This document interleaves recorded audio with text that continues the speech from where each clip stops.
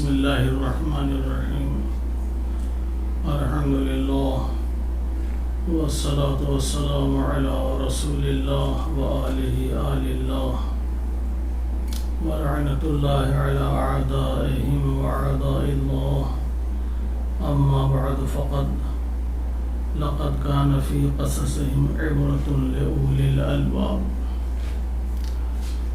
داستان حضرت آدم علیہ السلام جو قرآن کی ایک بہت ہی مشہور داستان ہے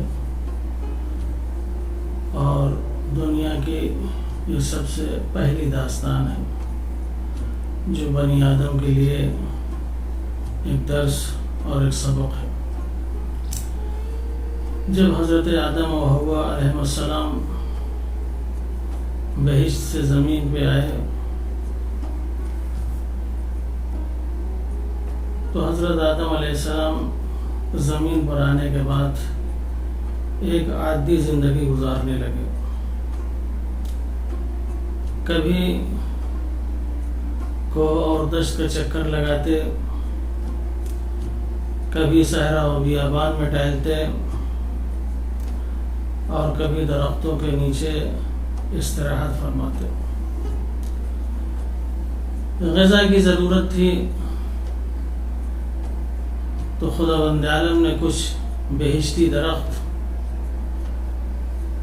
جیسے خرما، انگور، زیتون اور انار کے درخت آپ کے پاس بھیجے اور کہا کہ اسے لگاؤ اور اپنی غذا اس کے ذریعے فراہم کرو۔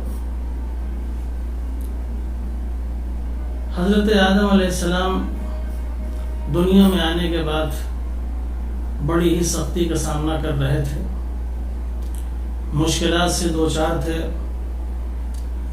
کبھی بہشت کو یاد کر کے رویا اور گریہ کیا کرتے تھے، کبھی ان نعمتوں کی محرومیت سے جو بہشت میں وہ استعمال کیا کرتے تھے اس کے متعلق افسوس کیا کرتے تھے، اور شیطان ملعون پر لعنت بھیجتے تھے، چونکہ زمین پر لانے کا جو اصلی مجرم تھا یہ وہی شیطان تھا۔ لیکن جناب آدم علیہ السلام تھوڑے ہی دنوں میں راحت اور مصیبت سے آشنا ہو گئے اور ایک زندگی میاں بیوی دونوں اس دنیا میں گزار رہے تھے۔ ان کے علاوہ اس دنیا میں کوئی اور نہ تھا، یہاں تک کہ وہ وقت آیا کہ خداوند عالم نے آپ کو 2 بیٹے عطا کیے۔ ایک بیٹے کا نام قابیل تھا اور دوسرے بیٹے کا نام حابیل تھا، لیکن یہ دونوں بیٹے حالانکہ باپ ایک ہے، ماں ایک ہے، لیکن ان دونوں بیٹوں کی فطرت اور خصلت الگ ہے۔ قابیل سب سے بڑا تھا، حابیل چھوٹے تھے، لیکن حابیل کے اندر تقوی تھا، حابیل کے اندر ایمان تھا، حابیل کے اندر اخلاق تھا، حابیل کے اندر دین اور اسلام تھا۔ یعنی وہ صفات جو حضرت آدم علیہ السلام کے اندر موجود تھیں وہ صفات حابیل کے اندر تھی۔ لیکن وہی بڑا بیٹا جس کے اندر یہ ساری چیزیں ہونا چاہیے تھی، اس کے اندر یہ ساری چیزیں نہیں تھیں، نہ اس کے اندر اخلاق تھا، نہ اس کا کوئی کردار تھا، نہ اس کے پاس دین تھا، نہ اس کے پاس ایمان تھا، بلکہ وہ صفت اس کے پاس تھی جو شیطان کے پاس تھی۔ یعنی حابیل اپنے باپ کی صفات کے حامل تھے اور قابیل شیطان کی صفات کا حامل تھا۔ چونکہ جناب حابیل اعتقادی لحاظ سے، اخلاقی لحاظ سے دیانتداری کے لحاظ سے،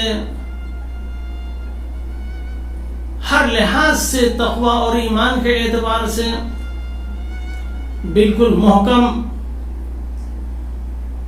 اور بہت ہی مضبوط تھے. لہذا حضرت آدم علیہ السلام نے حابیل کو اپنا جانشین قرار دیا. جیسے ہی حابیل کو اپنا جانشین قرار دیا، قابیل کے اندر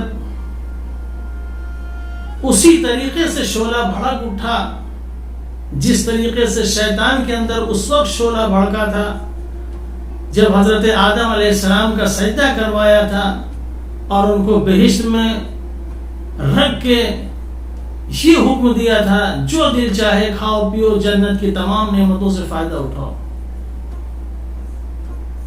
جیسے شیطان جناب آدم کو دیکھ کر حسد کی آگ میں جل رہا تھا، اس کے دل و دماغ میں شعلے بھڑک رہے تھے، اسی طریقے سے جب قابیل نے یہ سنا کہ حابیل کو بابا نے اپنا جانشین بنا لیا ہے تو حابیل کو دیکھتے ہوئے قابیل کے اندر بھی اسی طریقے سے شعلہ بھڑکنے لگا. جبکہ قابیل عمر میں بڑا تھا، لیکن سوال یہاں عمر کا نہیں ہے کہ عمر میں بڑا کون ہے، عمر میں چھوٹا کون ہے.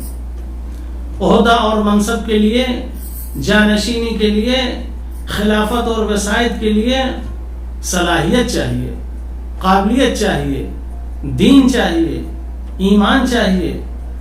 ہم دنیا میں یہی خطا کرتے ہیں اور یہی سب سے بڑا جرم کرتے ہیں کہ ہم لوگوں کی بزرگی کو دیکھ کے، لوگوں کی عمر کو دیکھ کے ہم ان کو ایک بڑا بنا دیتے ہیں، ایک بڑا اور عظیم عہدہ دے دیتے ہیں، حالانکہ ان کے اندر کسی طرح کی کوئی صلاحیت نہیں ہوتی، کوئی قابلیت نہیں ہوتی، لیکن بزرگی کو دیکھ کے ان کو بڑا بنا دیتے ہیں، ان کو منصب اور عہدہ دے دیتے ہیں. عہدہ اور منصب کے لیے بزرگی نہیں چاہیے، عہدہ اور منصب کے لیے صلاحیت اور قابلیت چاہیے.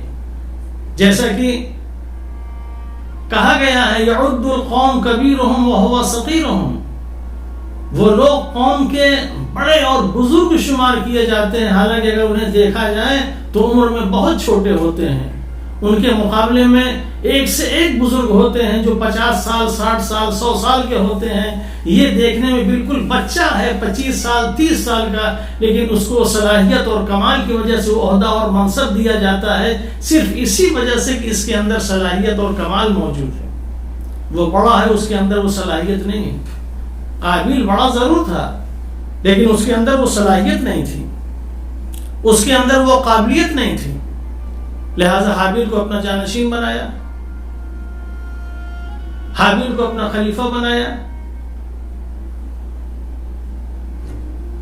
ظاہر ہے یہ چیز قابیل کے لیے بہت سخت تھی، ناقابل تحمل تھی، ناقابل برداشت تھی. وہ برداشت نہیں کر پا رہا تھا کہ میرے ہوتے ہوئے حابیل کو کیسے اپنا جانشین بنا لیا.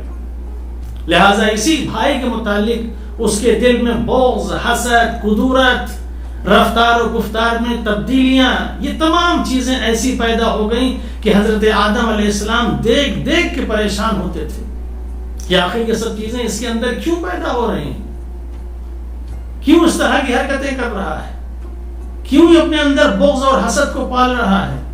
لیکن اس کے اندر وہ بغض، وہ حسد، وہ تمام چیزیں پلتی رہیں اور اس کے اوپر کسی چیز کا اثر نہ ہوا. جب حضرت آدم علیہ السلام نے دیکھا کہ اس کے دل میں حسد، بغض، یہ تمام چیزیں پیدا ہو رہی ہیں تو ایک دن اسے بلایا، بٹھایا، قابیل دیکھو تم بھی میری اولاد ہو، یہ بھی میری اولاد ہے. میں دونوں کے درمیان تمیز نہیں کر رہا ہوں، میں دونوں کے درمیان کسی طرح کا فرق نہیں کر رہا ہوں. تم بھی میرے خون ہو، وہ بھی میرا خون ہے، تم بھی میرے بیٹے ہو، وہ بھی میرا بیٹا ہے، تم بڑے ہو، وہ چھوٹا ہے. حق تو یہی تھا کہ میں تمہیں اپنا جانشین بناؤں، لیکن یہ جو جانشین ہم نے حابیل کو بنایا ہے صرف اس وجہ سے بنایا کہ جو صلاحیتیں حابیل کے اندر ہیں وہ تمہارے اندر نہیں ہیں. اور بیٹا میں جو اسے اپنا جانشین بنا رہا ہوں یہ میں نے انتخاب نہیں کیا، یہ انتخاب خدا کا تھا۔ خدا نے کہا کہ حابیل کے اندر یہ صلاحیتیں ہیں، لہٰذا حابیل کو جانشین بنائیے، قابیل کو جانشین نہ بنائیں۔ لہٰذا میں نے حابیل کو اپنا جانشین بنایا ہے۔ ہم کسی طرح کی کوئی فرق کا قائل نہیں ہیں، اور اگر تم یہ سمجھ رہے ہو کہ میں تمہارے درمیان ناانصافی کر رہا ہوں تو ایسا ہے، تم دونوں خدا کی بارگاہ میں قربانی پیش کرو، جس کی قربانی قبول ہو جائے سمجھ لو وہ خدا کا بنایا ہوا جانشین، اور جس کی قربانی قبول نہ ہو وہ سمجھ لے کہ اس کے اندر وہ صلاحیت، وہ کمال نہیں ہے، جانشین بننے کے لائق نہیں ہے۔ دونوں نے قبول کر لیا، قابیل نے بھی قبول کیا اور حابیل نے بھی قبول کیا۔ اب دونوں کو اپنی اپنی قربانیاں خدا کی بارگاہ میں پیش کرنا ہے۔ حابیل یہ گلے بانی کرتے تھے، یعنی ان کے پاس گوسفند، بھیڑ، بکریاں، یہ تمام چیزیں تھے، اس کو چراتے تھے، پالتے تھے۔ قابیل کا کام کاشتکاری تھا، کھیتی کرنا، کسانی کرنا۔ لہذا دونوں نے اپنے اپنے اعتبار سے خدا کی بارگاہ میں تقرب حاصل کرنے کے لیے قربانی پیش کرنا چاہیے کہ کون خدا سے زیادہ قریب ہے۔ چونکہ حابیل کے پاس گوسفند تھے، حابیل کے پاس بھیڑ تھی، لہذا حابیل نے سب سے اچھی، تندرست، جو سب سے بہتر تھی اس گوسفند کو لیا اور اس گوسفند کو لے کے خدا کی بارگاہ میں لے کے چلے۔ اور ہونا بھی یہی چاہیے کہ اگر خدا کی بارگاہ میں کوئی چیز پیش کرنا ہے تو بہتر سے بہتر پیش کرو، جو تمہارے نزدیک سب سے محبوب ہو اسے پیش کرو۔ قرآن کہتا ہے لن تنالوا البر حتى تنفقوا مما تحبون۔ خدا بند عالم کے بارگاہ میں اگر کوئی چیز پیش کرنا چاہتے ہو تو خدا ہرگز کوئی نیکی، ہرگز کوئی اچھائی، ہرگز کوئی تحفہ تحائف نہیں قبول کرے گا، جو تمہارے نزدیک سب سے بہتر اور افضل ہوگا اسے قبول کرے گا۔ لن تنالوا البر حتى تنفقوا مما تحبون، اگر تم خدا کی راہ میں کچھ خرچ کرنا چاہتے ہو تمہارے نزدیک جو سب سے زیادہ اہم ہے، جو سب سے زیادہ بہتر ہے، اسے قربان کرو، اسے خدا کی راہ میں دو۔ لہذا دونوں نے اپنے اپنے اعتبار سے، حابیل بہترین گوسفند لے کے آئے، قابیل چونکہ زراعت کا کام کرتا تھا، لہذا ایسی چیزیں جو بیکار قسم کی تھیں وہ لے کے آیا اور لے کے آ کے خدا کی بارگاہ میں پیش کرنا چاہتا ہے۔ وقت طے ہوا، جگہ طے ہوئی کہ یہ دونوں چیزیں کہاں رکھی جائیں گی اور کیسے قبول ہوں گی، کیا اس کی علامت ہوگی، یہ ساری چیزیں طے ہوئی۔ حابیل بھی لے کے آ گئے، قابیل بھی وہ گندم کے کچھ خوشے اور کچھ بالیاں لے کے آ گیا، اور لانے کے بعد جو جگہ طے تھی وہاں لا کے اس گوسفند کو اور اس گیہوں یا جس چیز کی بھی بالی تھی ان بالیوں کو رکھ دیا۔ ایک طرف گوسفند ہے جناب حابیل کی قربانی اور دوسری طرف قابیل کی قربانی، اور دونوں دور دراز بیٹھ گئے، انتظار کر رہے دیکھیں کس کی قربانی قبول ہوتی ہے۔ اور قربانی قبول ہونے کی علامت یہ تھی کہ جس کی قربانی جل جائے، شعلہ اس کو اپنی گرفت میں لے لے، بس اسی کی قربانی قبول ہے، اور جسے شعلہ اپنے گرفت میں نہ لے سمجھ لیجیے اس کی قربانی قبول نہیں ہوئی۔ رکھا گیا، ایک طرف گوسفند ہے، ایک طرف وہ چند خوشے اور بالیاں ہیں، دونوں دور دراز بیٹھ کے دیکھ رہے ہیں۔ اچانک دیکھا کہ جناب حابیل نے جو قربانی خدا کی بارگاہ میں پیش کی تھی، جو حابیل نے رکھی تھی، آگ کا شعلہ بلند ہوا اور جناب حابیل کے گوسفند کو اس نے جلا دیا، اور قابیل کے جو خوشے تھے اس کو ذرہ برابر آگ نے چھوا تک نہیں۔ بس دونوں یہ طے ہو گیا کہ بہتر کون ہے، پتر کون ہے، اچھا کون ہے، برا کون ہے، کس کی قربانی قبول ہوئی، کس کی قربانی قبول نہیں ہوئی۔ جناب حابیل نے کہا دیکھو خداوند عالم نے میری قربانی قبول کر لی، حابیل جل گیا، حسد میں بھن گیا اور پریشان ہو گیا، اور پریشان ہونے کے بعد کہتا ہے میں تمہیں زندہ نہیں چھوڑوں گا۔ یہ حابیل تھے جن کی قربانی قبول ہوئی، یہ قابیل تھا جس کی قربانی قبول نہیں ہوئی۔ قربانی کے لیے نیت چاہیے، قربانی کے لیے کون سی چیز آپ خدا کی بارگاہ میں پیش کر رہے ہیں وہ اہمیت رکھتی ہے۔ اس نے جو رکھا تھا اس کی نیت اچھی نہیں تھی، اس کے پاس تقوی نہیں تھا، اس کے پاس پرہیزگاری نہیں تھی، اس کے پاس ایمان نہیں تھا، لیکن حابیل کے پاس سب کچھ تھا۔ جب حابیل کی قربانی قبول ہوئی اور یہ بھائی ناراض ہوا، شعلہ اس کے دل میں حسد کا بھڑکنے لگا، تو ایک مرتبہ حابیل نے کہا دیکھو بھائی جان، ہماری قربانی خدا کی بارگاہ میں قبول ہوئی، چونکہ یہ قربانی ہم نے ایک اچھی نیت سے، ایک اچھے دل سے، تقوی اور ایمان کے ساتھ خدا کی بارگاہ میں پیش کیا تھا، مگر تم نے یوں ہی پیش کیا۔ اللہ اسی قربانی کو قبول کرتا ہے جہاں تقوی ہوتا ہے، جہاں پرہیزگاری ہوتی ہے، جہاں ایمان ہوتا ہے۔ اگر تمہارے یہاں یہ ہوتا تو یقیناً آج تمہاری قربانی قبول ہو جاتی۔ یہ قربانی قبول نہ ہونے کی وجہ ہے کہ تمہارے پاس کوئی ایسی چیز نہیں ہے، نہ تقوی ہے، نہ ایمان ہے، نہ دین ہے۔ قرآن کہتا ہے انما یتقبل اللہ المتقین، اللہ اگر کسی کی کسی چیز کو قبول کرتا ہے تو متقین کو قبول کرتا ہے، اور نہ تمہارے پاس وہ تقوی ہے نہ ایمان ہے۔ لہذا خداوند عالم کی بارگاہ میں اگر آج ہم بھی کوئی چیز پیش کرنا چاہیں تو پہلی چیز یہ کہ ہم با تقوی ہوں، ہم با ایمان ہوں، ہماری نیت اچھی ہو، اور خدا کی بارگاہ میں جو چیز ہم پیش کر رہے ہیں وہ پاک و پاکیزہ اور طیب و طاہر ہو، تاکہ خداوند عالم ہماری قربانی کو قبول کرے۔